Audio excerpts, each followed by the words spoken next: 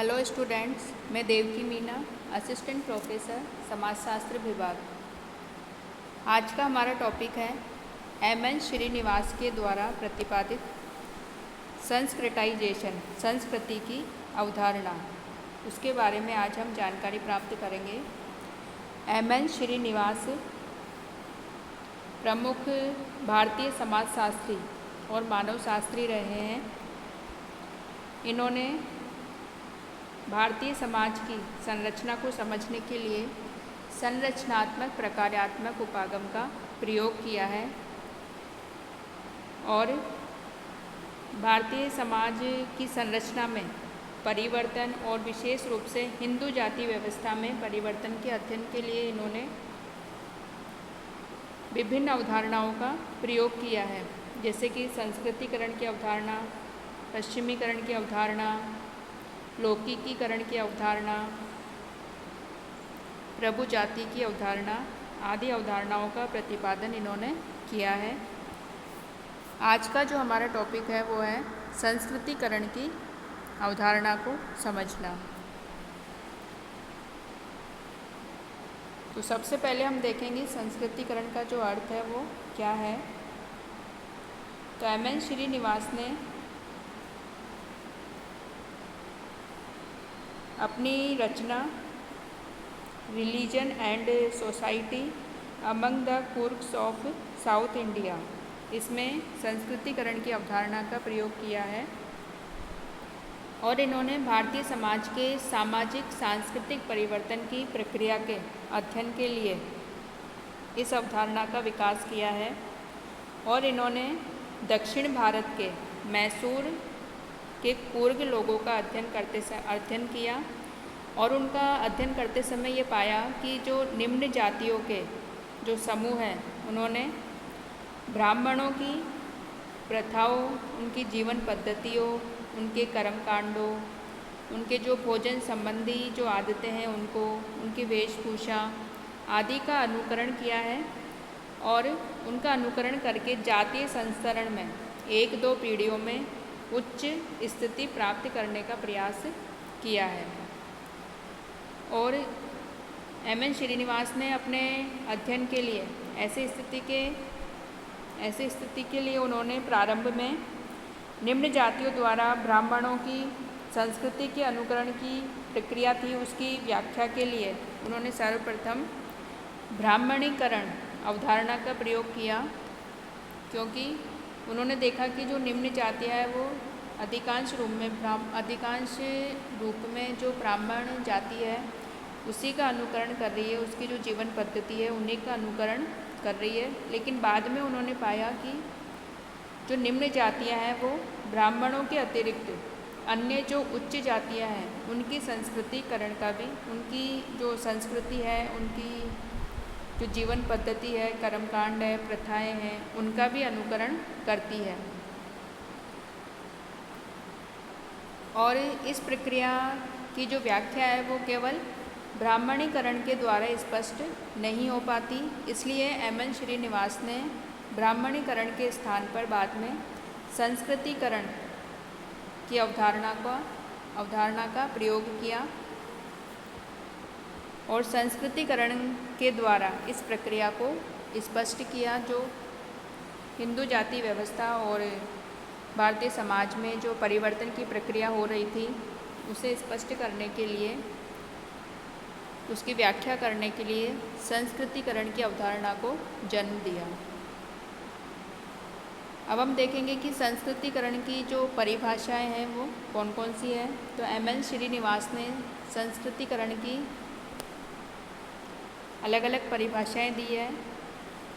पहली जो परिभाषा दी है एम.एन. श्रीनिवास ने सर्वप्रथम, वो है कि एक निम्न जाति एक या दो पीढ़ियों में शाकाहारी बनकर, मद्यपान को छोड़कर तथा अपने कर्मकांड एवं देवगण का संस्कृतिकरण करके संस्करण की प्रणाली में अपनी स्थिति ऊंची उठाने में समर्थ हो जाती है।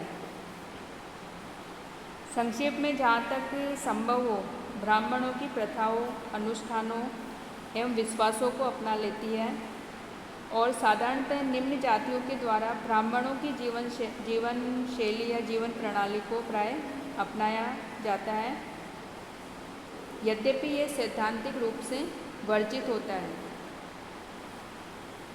तो सर्वप्रथम एम.एन. श्रीनिवास ने संस्कृतिकरण की यह परिभाषा दी, जिसमें उन्होंने प्रमुख रूप से निम्न जातियों के द्वारा केवल ब्राह्मण जाति की प्रथाएं, अनुष्ठानों, विश्वासों आदि को अपनाने की बात कही है।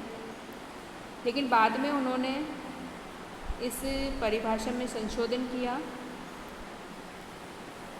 और बताया कि एक ऐसी प्रक्रिया, जो संस्कृतिकरण है वो एक ऐसी प्रक्रिया है जिसके द्वारा निम्न जातियाँ उच्च जातियों, विशेषकर ब्राह्मणों के रीति रिवाजों, संस्कारों, विश्वासों, जीवन विधि एवं अन्य सांस्कृतिक लक्षणों व प्रणालियों का अनुकरण करती है। एक और परिभाषा एम.एन. श्रीनिवास ने दी है अपनी जो रचना है कास्ट इन मॉडर्न इंडिया 1962 में। इसमें उन्होंने बताया कि यह गतिशीलता की वह प्रक्रिया है जिसमें निम्न जातियाँ शाकाहारी एवं मद्यपान निषेधों को अपनाकर एक या दो पीढ़ियों में जाति संस्करण में ऊपर की ओर अग्रसर होती है। प्रारंभ में एम.एन. श्रीनिवास ने ये परिभाषाएं दी हैं संस्कृतिकरण की। इसके पश्चात जो मुख्य परिभाषा है संस्कृतिकरण की एम.एन. श्रीनिवास के द्वारा जो दी गई है, जिसमें संस्कृतिकरण की सभी विशेषताएं स्पष्ट होती है, वो इस प्रकार है कि संस्कृतिकरण वह प्रक्रिया है जिसके द्वारा एक निम्न हिंदू जाति या जनजाति या अन्य समूह अपनी प्रथाओं, अपनी विचारधारा, अपने कर्मकांडों और जीवन के तरीके को उच्च और अधिकतर द्विज जाति की दिशा में बदलती है और सामान्यतः ऐसे परिवर्तनों के बाद निम्न जाति जातीय संस्करण की प्रणाली में स्थानीय समुदाय में उसे जो परंपरागत रूप से जो स्थिति प्राप्त है उससे उच्च स्थिति का दावा करने लगती है और सामान्यतः बहुत दिनों तक, बल्कि वास्तव में एक या दो पीढ़ियों तक दावा किए जाने के बाद ही उसे स्वीकृति मिलती है। तो ये जो परिभाषा है संस्कृतिकरण की, इससे स्पष्ट होता है कि संस्कृतिकरण एक ऐसी प्रक्रिया है जिसमें कि समाज में कोई निम्न हिंदू जाति या कोई जनजाति या कोई समूह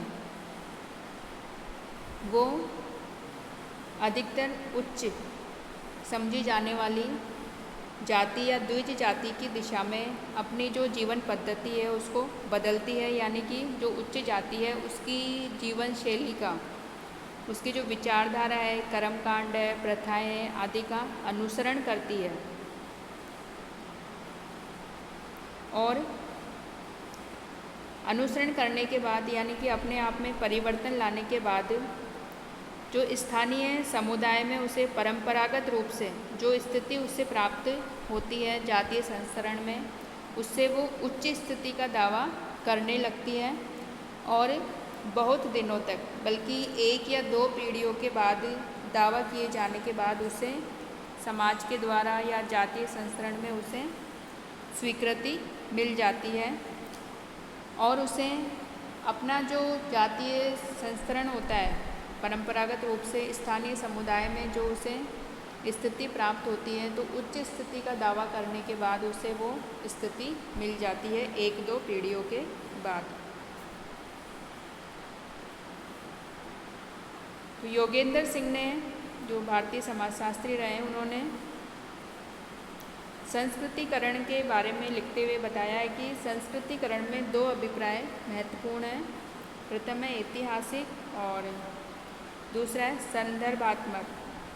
तो ऐतिहासिक संदर्भ में भारतीय समाज के इतिहास में संस्कृतिकरण की जो प्रक्रिया है वो सामाजिक गतिशीलता की प्रक्रिया रही है, यानी कि समाज में किस प्रकार गतिशीलता होती है, किस प्रकार जो निम्न जाति संस्करण में जो निम्न जातियाँ हैं वो किस प्रकार अपने आप को उच्च जातीय संस्करण में या उच्च जाति में अपने आप को परिवर्तित करती है, उसके लिए दावा प्रस्तुत करती है, उसकी प्रक्रिया को इसके द्वारा स्पष्ट किया गया है।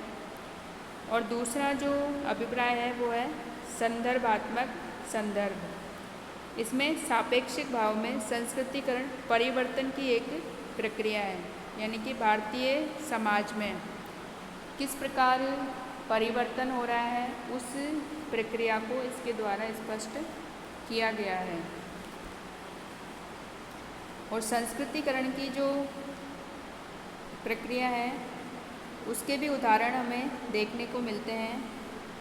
तो एम.एन. श्रीनिवास ने इसके ऐतिहासिक और आधुनिक दोनों ही प्रकार के उदाहरण प्रस्तुत किए हैं।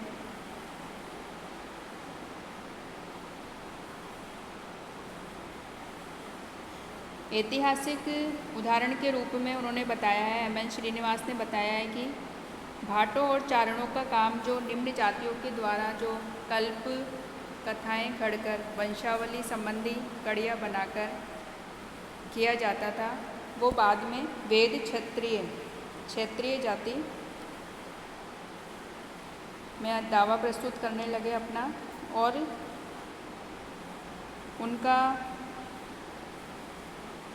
और उनको जिनके लिए वो वंशावली या कल्पकथाएँ गढ़ते थे, कल्पकथाएँ बनाते थे, उनका जो प्रमुख जो लक्ष्य था वो उनको वेद क्षत्रिय सिद्ध करना होता था।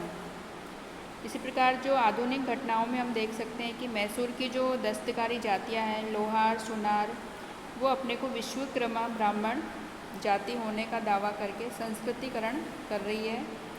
और एम.एन. श्रीनिवास ने ऐसे और भी उदाहरण दिए हैं, ऐतिहासिक उदाहरण और आधुनिक उदाहरण संस्कृतिकरण के बताए हैं, जो कि भारतीय समाज में परिवर्तन की प्रक्रिया को स्पष्ट करते हैं और साथ ही भारतीय समाज की जो संरचना है उसको भी स्पष्ट करते हैं।